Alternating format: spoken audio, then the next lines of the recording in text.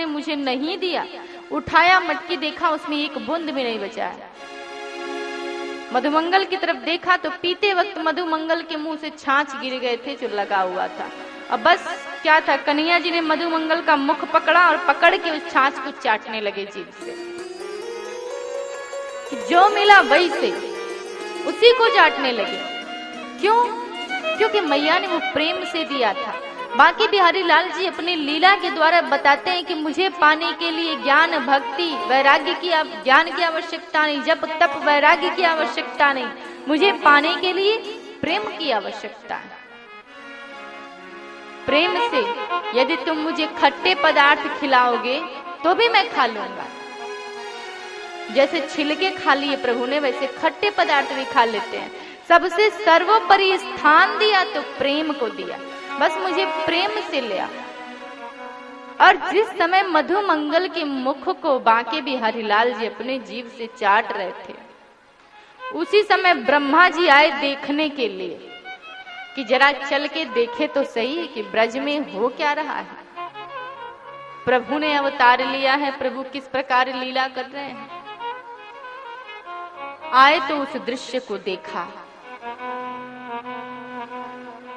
भगवान श्री कृष्ण एक गोप बालक के मुख को चाट रहे हैं। ब्रह्मा जी को मोह हो गया, अरे ये तो ईश्वर हो ही नहीं सकते, ये कैसा ईश्वर है। एक दूसरे को बांट बांट के जूठा खिला रहे हैं, खा रहे हैं, और तो और मुख से गिरा उसको भी चाट रहे हैं। मोह हो गया, प्रभु की परीक्षा लेने की सूझ गई। चलता हूं, परीक्षा लेता हूं। गोप बालकों को उठा के लेके चले गए, जितने गौएं थी सबको उठा के ब्रह्मलोक में लेके चले गए। अब देखता हूं क्या होती है ब्रज की हालत। लेकर के जैसे गए कन्हैया जी, बाके बिहारी लाल जी विचार करने लगे कि ब्रह्मा जी को मोह हो गया है। वैसे गोप बालक पुनः सबके घर सबके पुत्र पहुंचे, सबकी गायें, किसी को कुछ खबर नहीं है कि कोई यहां है नहीं। काफी दिन बीत गए, अत्यधिक दिन जब हो गए तो ब्रह्मा जी विचार करने लगे कि अब तो ब्रज की हालत बिगड़ गई होगी। सब विलाप कर करके थक गए होंगे, क्योंकि इतने गोप बालक जिनका कोई पता ही नहीं होगा, इतने गौएं खो गई, गायब हो गई। चल के देखे तो सही। अब ब्रह्मा जी जब आए, क्या देखते हैं, जिन गोप बालक को मैं ब्रह्मलोक में लेकर के गया हूं, वही गोप बालक सब अपने अपने घर में, कोई कुछ कर रहा है, कोई गाय चरा रहा है, कोई दरवाजे पे है, कोई अंदर है, कोई खेल रहा है। जिन गौओं को लेकर के गए थे वो सारी की सारी गौएं ब्रज में हैं। ब्रह्मा जी के मोह का नाश हो गया। लेकर के आए गोप बालक को, गौओं को, कन्हैया से हाथ जोड़ के क्षमा मांगे। प्रभु आप तो दीन दयालु हैं, क्षमा कर दीजिए, मुझे बड़ी त्रुटि हो गई मुझसे। ब्रह्मा जी को तो बार बार मोह हो जाता है।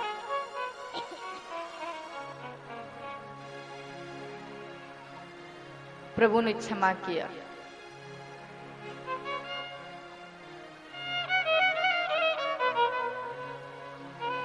प्रभु ने पुनः धेनुकासुर का उद्धार किया।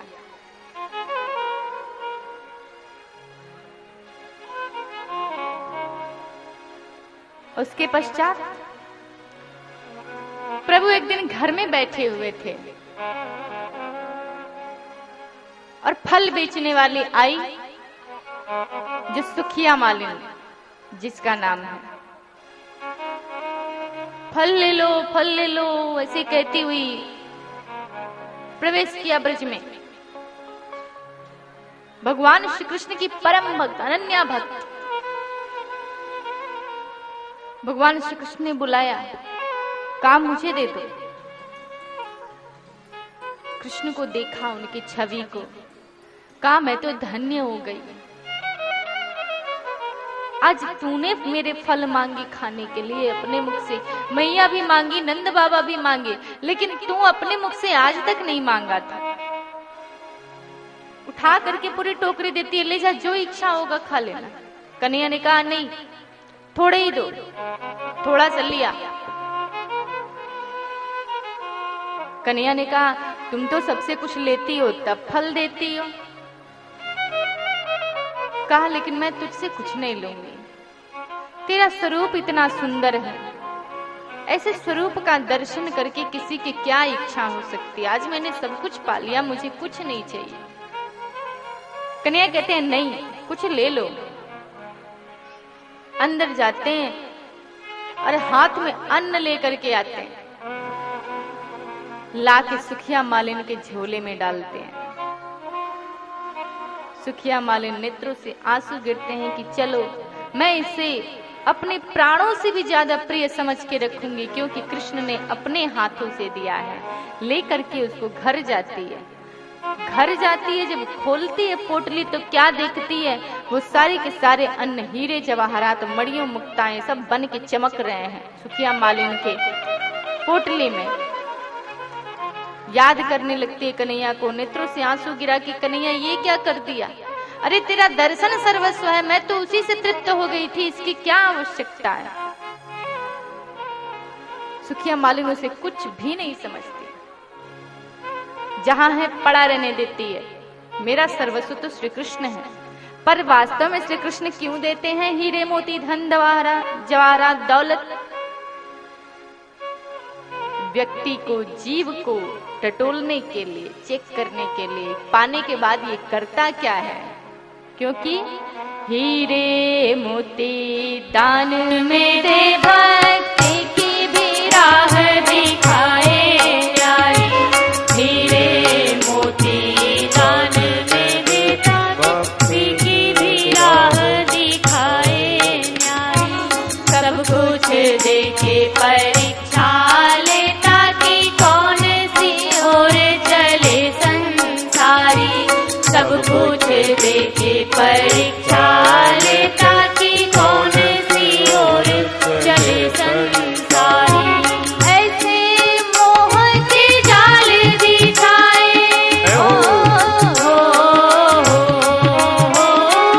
ऐसे मोह के जाल बिछाए कि फंस कर रह जाए बुद्धि बिचारी। सोच समझ कर सौदा की जो, नंद का लाल बड़ा व्यापारी। सोच समझ कर सौदा की जो, नंद का लाल बड़ा व्यापारी।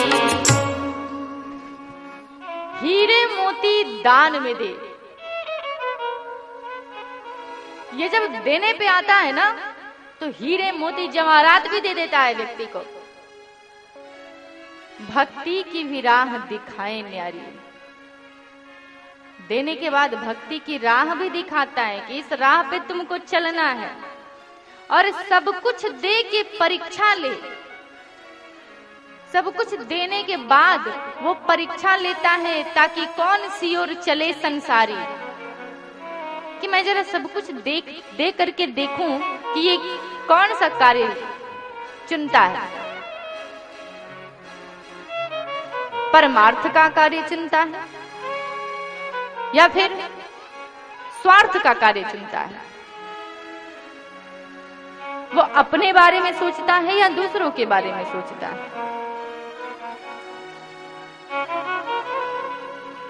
सब कुछ दे के परीक्षा ले, ताकि कौन सी ओर चले संसारी।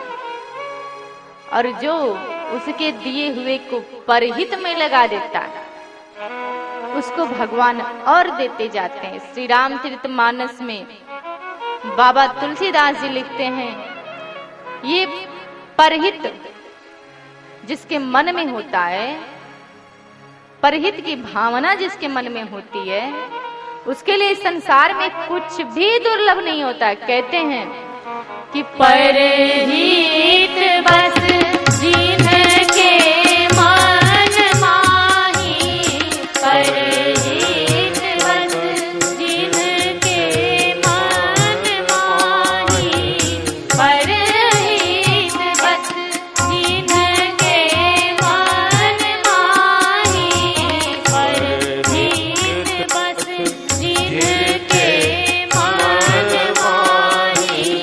तिनका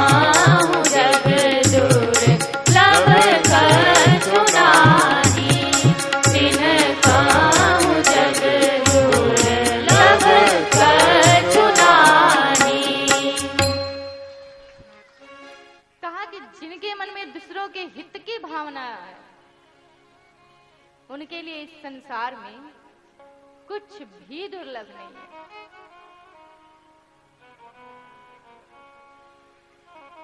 दुर्लभ क्यों नहीं है? क्योंकि वो सदैव दूसरे का कल्याण चाहता है, और जो अपना कल्याण चाहता है वो दूसरों के विषय में सोचना शुरू कर दे, अपना कल्याण स्वतः हो जाता है। जैसे एक बार एक नवयुवक लड़का मन में विचार करने लगा, न मां है न बाप है, घर में उसका कोई भी नहीं है, अनाथ बच्चा है, युवा अवस्था थी।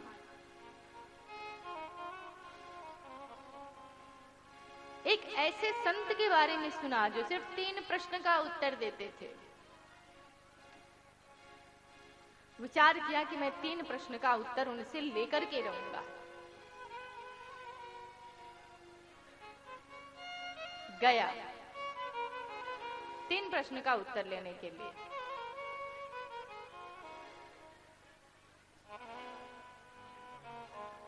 जब गया तो प्रथम दिवस आया, बहुत दूर की यात्रा थी। एक घर में जब ठहरने के लिए गया तो वहां 4 पुत्र ऐसे थे जिनका विवाह हो गया था। चारों को जब मालूम पड़ा कि ये उत्तर लेने के लिए जा रहा है 3 प्रश्न का, तो चारों ने कहा कि जरा एक प्रश्न हमारा भी पूछ लेना। इसने विचार किया, यदि इनके 3 प्रश्न का उत्तर लूंगा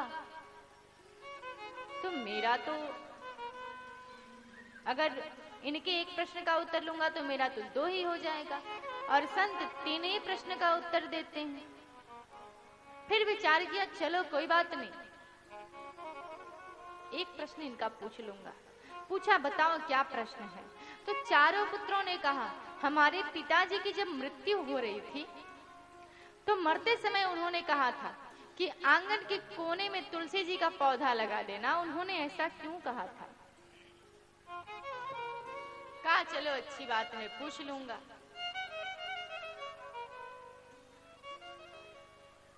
दूसरे दिवस गया, दूसरे घर में रुका। वहां सिर्फ एक वृद्ध महिला थी और उसकी एक कन्या थी। उसकी कन्या को देख के वो नवयुवक मोहित हो गया। वृद्ध महिला से कहा, मुझसे अपने कन्या का विवाह कर दो। वृद्ध महिला ने कहा, बेटे तुम कह रहे हो तो तुमसे कह रही हूं, तुम 3 प्रश्न का उत्तर लेने जा रहे हो ना? कहा हाँ। कहा तो 1 प्रश्न का उत्तर जरा मेरे भी ले लेना। मेरे पुत्र की कामना है, अटल निश्चय किया है कि जो उसे 1 लाख हीरे की गुड्डियां ला करके देगा ये उसी से विवाह करेगी। बताओ बेटा ये कितनी बड़ी मूर्खता है। न जाने इसके मन में ऐसी बात आई कहां से। जरा इस प्रश्न को पूछ लेना, क्या ये जीवन भर अविवाहित रहेगी या ऐसा अवसर आएगा कि इसका विवाह होगा? ये युवक सोचने लगा, यदि 2 प्रश्न इनका होता है तो मेरे तो 1 ही प्रश्न रह जाएंगे। फिर विचार किया, नहीं 2 इन्हीं के प्रश्न पूछूंगा। तीसरे दिन गया, आगे बढ़ा। एक और कुटिया में रुका, देखा तो वहां एक व्यक्ति तपस्या कर रहे थे। उनको जब मालूम पड़ा कि 3 प्रश्न का उत्तर लेने के लिए जा रहा है तो उसने कहा, भैया जरा 1 प्रश्न हमारा भी पूछ लेना। कहा क्या? कहा मैं लंबे समय से ठाकुर जी की सेवा कर रहा हूं, तपस्या कर रहा हूं, लेकिन प्रभु मुझे दर्शन नहीं दे रहे हैं, कब देंगे दर्शन? युवक विचार करने लगा, अब इनके 3 प्रश्न हो गए, मुझे अपने 3 प्रश्नों का परित्याग करना पड़ेगा यदि इनके 3 प्रश्न पूछूंगा तो। लेकिन मन में परहित की भावना थी। विचार किया, चलो अपना प्रश्न नहीं पूछूंगा, इन्हीं 3 के प्रश्न का उत्तर लूंगा। गया, संत के पास से 3 प्रश्नों का उत्तर लिया। जब लौटने लगा तो प्रथम उसके पास गया जो तपस्या कर रहा था भगवान का। पूछा, भगवान मुझे दर्शन क्यों नहीं दे रहे हैं? कहा, क्या आप राजा थे? उसने कहा, हाँ हम राजा थे। युवक ने कहा कि संत कह रहे थे आपने काम क्रोध मद मोह सबका परित्याग कर दिया है, लेकिन आपके जीवन से लोभ नहीं गया है। आपके पास अभी भी 1 लाख हीरे की गुट्टियां पड़ी हुई हैं, इसलिए विलंब हो रहा है, लोभ का परित्याग कर दीजिए। तुरंत संत विचार करने लगे, अरे इसे कैसे पता, अर्थात सत्य है। लाया 1 लाख हीरे की गुट्टियां, कहा मुझे इसकी कोई आवश्यकता नहीं, इसे तू ले ले, दे दिया। आगे गया, जिस कन्या से चाहता था विवाह करना उसको दिया और उसकी कन्या से विवाह कर लिया। और आगे निकला, 4 पुत्र प्रतीक्षा कर रहे थे, दौड़ करके चारों आए, बताओ पिताजी मरते समय क्यों कहे गए थे? उसने कहा, जब आपके पिताजी की मृत्यु हो रही थी ना, तो गांव के अत्यधिक लोग उनके पास खड़े थे, तो वो सबके सामने कह नहीं पा रहे थे कि उन्होंने आंगन के कोने में तुलसी जी का पौधा लगाया। इसलिए कहा लगाने के लिए आंगन के कोने में धन छुपा करके रखा है। विचार किया कि आप लोग तुलसी जी का पौधा लगाने जाएंगे तो स्वयं उस धन को पा जाएंगे। चारों दौड़ करके गए, खुदाई की, देखा तो बस वहां हीरे जवाहरात पड़े हुए थे, निकाला, बड़े प्रसन्न हुए और उसको भी निकाल करके उसमें से दिया। कहने का तात्पर्य, यदि इसने अपने बारे में सोचा होता कि मैं अपने 3 प्रश्न का उत्तर लूंगा तो शायद इतना कुछ नहीं पाता, लेकिन दूसरों के हित के बारे में सोचा, परमार्थ के बारे में सोचा, स्वार्थ के बारे में नहीं। तो जब परमार्थ के बारे में सोचा तो कितना कुछ पा लिया, 1 लाख हीरे की गुट्टियां, मन चाही कन्या से विवाह किया और प्लस हीरे जवाहरात और पा गए। क्यों? क्योंकि मन में परहित की भावना थी। तो प्रभु श्री राम कहते हैं कि परहित बस जिनके मन माही, परहित बस जिनके मन माही, परहित बस जिनके मन माही, तिनका जग दुर्लभ कछु नाहि, तिनका जग दुर्लभ कछु नाहि।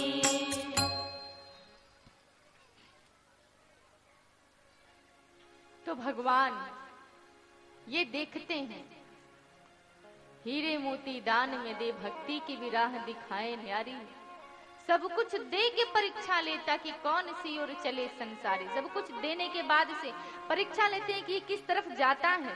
ऐसे मोह के जाल बिछाए, ये मोह माया का ऐसा जाल बिछा देते हैं ना कि फंसकर रह जाए बुद्धि बिचारी। ये बुद्धि उसमें फंस के रह जाती है, फंस जाती है। इसलिए सोच समझ कर सौदा कीजो, ये नंद का लाल बड़ा व्यापारी। इनसे यदि सौदा करना है तो विचार करके करना, सोच करके करना, क्योंकि ये मात्र प्रेम का सौदा करते हैं। इसलिए जब दे ठाकुर जी तो उसका उपयोग कीजिए, जय हो। दान कीजिए, पुण्य कीजिए, धर्म कीजिए, धन का उपयोग कीजिए, उपभोग मत कीजिए। सखिया मालिन पे कृपा की हमारे बांके बिहारी लाल जी ने। पुनः प्रभु ने विचार किया, यमुना जी के पानी को, जल को मैं पीने योग्य बनाऊंगा, क्योंकि यमुना जी का जल काली नाग ने दूषित कर दिया है।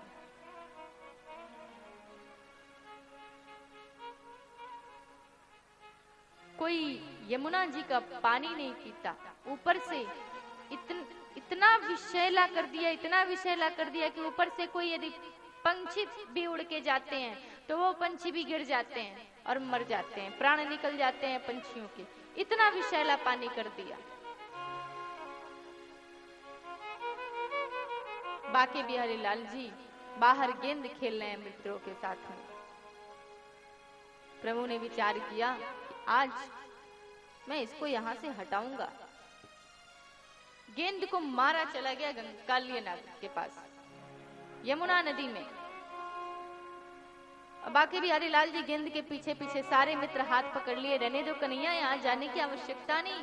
ये पानी इतना विषैला है कि पंछी ऊपर से जाते हैं तुम मर जाते हैं, और तू इस नदी में कूदने जा रहा है। कन्हैया ने कहा हाँ मेरी गेंद चली गई है, मैं लेने जा रहा हूँ। सब मित्र हाथ पकड़ने लगे, नहीं कन्हैया हम दूसरी गेंद ला लेंगे, तुझे जाने की कोई आवश्यकता नहीं। और हमारे बाके बिहारी लाल जी कूद जाते हैं यमुना नदी में गेंद लेने के लिए कालियानाग के पास। अब तो सारे गोप बालक घबराए, ये यमुना नदी इतनी विषैली कालियानाग से, और इसमें कन्हैया कूद गया, अब क्या होगा। सब जाते हैं दौड़े हुए मैया के पास, मैया से कहते हैं मैया कूदे यमुना में कन्हैया लेके मुरली, कूदे यमुना में